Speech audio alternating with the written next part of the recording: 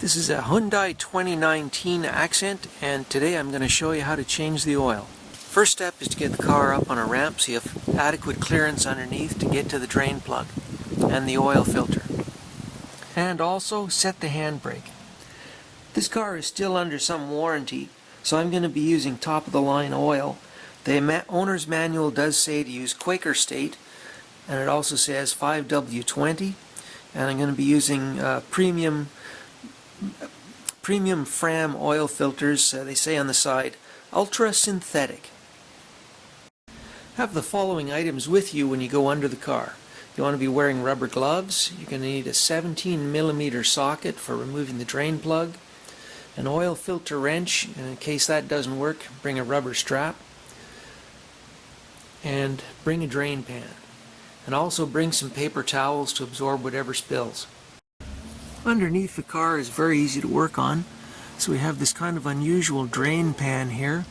A little small looking, but oh well, it works. And there's the drain nut.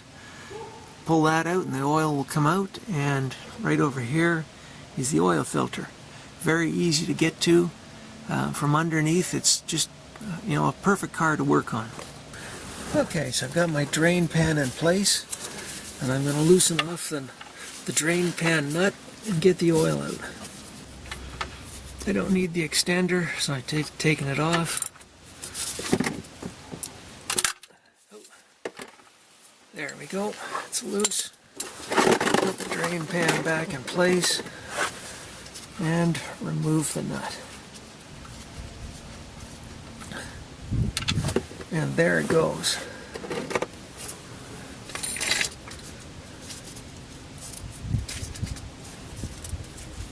And use a paper towel, get the oil off.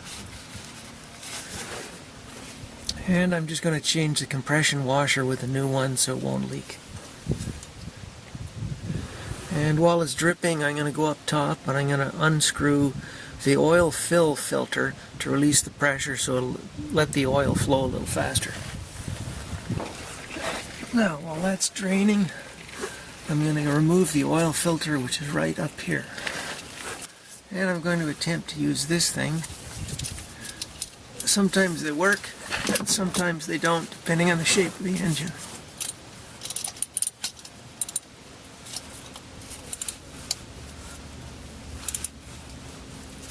And this one is working, so I'm in luck.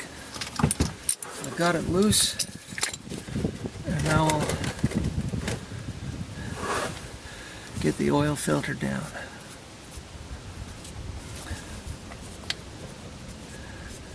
And I got lucky, I've got the oil pan right where I need it to catch the drip. There we go. Got it. And I only spilled a little bit of oil on the ground and on myself. Okay, while that's still dripping, I've got new oil filter. I've primed the rubber seal with some new oil. Always use new oil so that it gets a good grip and doesn't leak. And now I'm going to hand screw it on hand tight.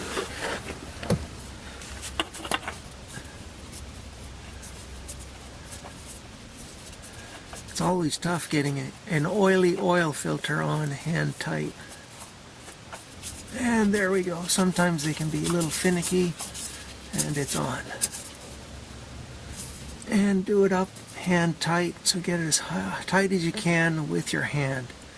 The nice thing about the Fram filter is they have this anti-slip material on there to give you a good grip, even though it's got a bit of oil on it. And there we go, hand tight. It's on pretty good. Okay, so now I'm going to use this torque wrench to tighten on the drain bolt, which I'm about to put in with my hand, and then I'll use the torque wrench to get it down tight.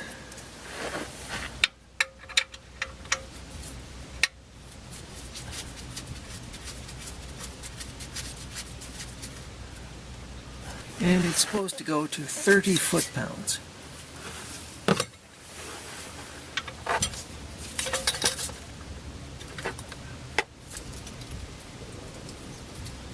And there we go, 30 pounds. Next step, put the oil back in. Okay, now I can't really show you pouring the oil in the engine because I don't have a tripod for my camera, but the engine only takes 3.3 liters to be full, so you got to be careful not to overfill it.